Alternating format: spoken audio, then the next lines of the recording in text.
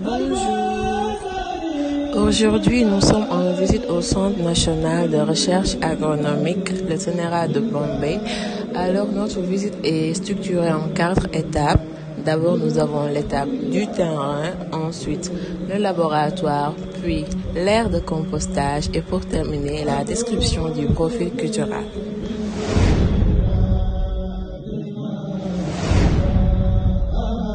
Alors là, en ce moment, nous nous dirigeons vers le terrain pour effectuer ce qu'on appelle un échantillonnage composite.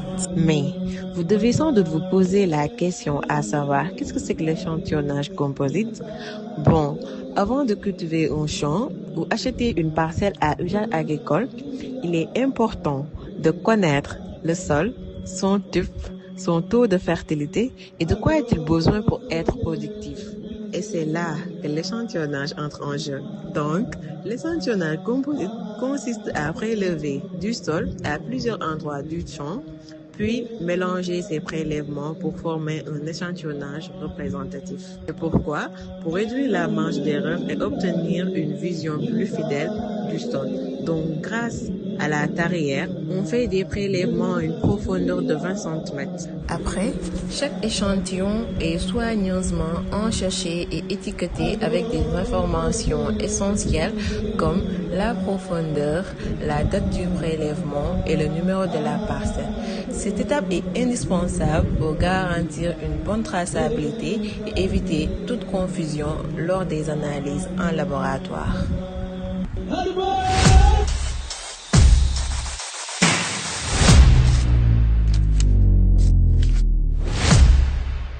Après le prélèvement des échantillons de sol, place à l'analyse en laboratoire, ce qui nous amène à l'étape 2 de cette visite.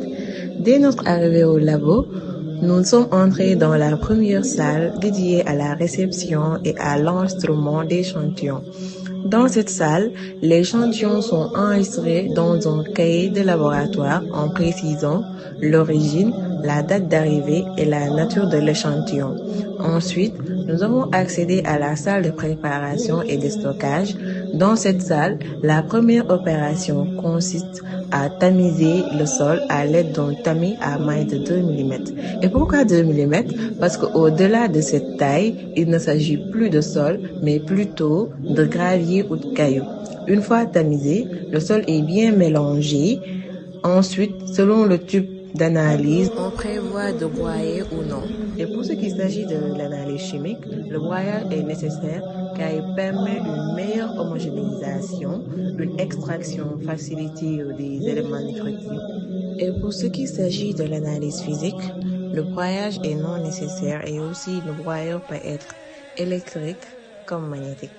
Ensuite, nous sommes entrés dans la salle de l'analyse granulométrique où l'on détermine la texture du sol, les structures principales du sol, à savoir la structure massive, la structure particulière et la structure grumeuse. Cette étape est aussi importante parce qu'il permet de mesurer la porosité, qui est le volume vide dans le sol, pouvant contenir de l'air ou de l'eau. Et pour terminer, nous sommes allés à la salle de dosage et d'analyse chimique où on a réalisé plusieurs tests.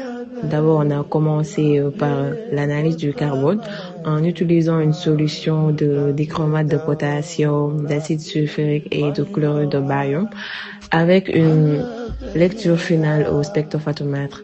Ensuite, on a analysé les bases échangeables qui sont le Ca2+, le Mg2+, le K+, et l'N pour déterminer la capacité d'échange cationique du sol à l'aide d'une solution d'acétate d'ammonium suivie d'agitation, centrifugation et aussi lecture au photomètre à flamme. On a aussi mesuré le pH en mélangeant eau distillée sol avec lecture après repos. Pour finir, on a aussi fait la mesure de la conductivité électrique après un long temps d'agitation et de décantation.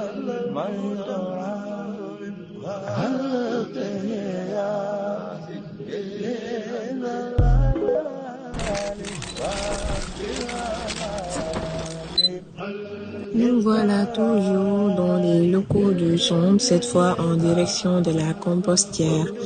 La compostière est le lieu où se déroule le processus de compostage et arrivé sur le site, notre professeur nous fait une présentation de l'ouvrage, c'est-à-dire de l'infrastructure dédiée au compost. Il est composé de 3 casiers, dont celui du milieu sert au retournement et c'est une sorte de dalle avec une pente de 1% reliée à un tuyau permettant de recueillir le jus de compost dans des fosses prévues à cet effet. Et dans cette compostière, 5 tonnes de compost sont récoltées par cycle et chaque cycle dure 45 jours avec un retournement tous les 8 jours. Le compost est composé de coques d'arachide, de résidus de poissons, de coquillages et d'autres éléments disponibles dans l'environnement. Et plus la formule est diversifiée, plus le compost devient riche et nutritif. Et le compost aussi joue un rôle crucial dans la santé des sols. Il augmente la teneur en matière organique, améliore la structure du sol, favorise la rétention d'eau et stimule l'activité biologique des micro-organismes et vers de terre, etc. J'ai démarré au mois de mars, le processus de compost. Entre mars et maintenant, on a fait 40 tonnes. Regardez là-bas, on ouvre les 4 casiers. 4 casiers nous fait presque 5 tonnes. On fait 20 tonnes par cycle. Et en tant qu'apprenti agronome, le compost est pour nous un allié indispensable pour une agriculture à la fois plus durable, économique et écologique. Mais il faut noter que cette pratique contribue à la réduction des déchets organiques, participant ainsi à la protection de l'environnement. Bonjour, on est avec qui? Bonjour, on est avec Mamadou Karim Dia, étudiant en 2e année agronomie et production végétale de l'Université Cheikh Khadim de Touba. Alors Mamadou Karim, actuellement vous êtes où là? Nous sommes au CNRA de Bambey, Centre national de recherche agricole. C'est un centre qui existe depuis 1898.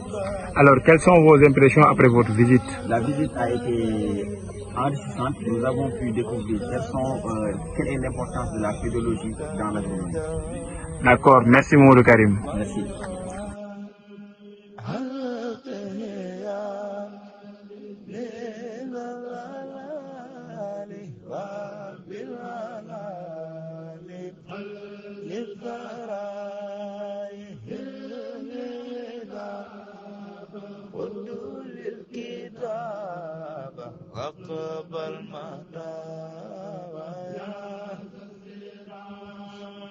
يا خير ربي من مربي يبقى قلبي ما رزقنا صلي وسلم على المتمم وكل حاسب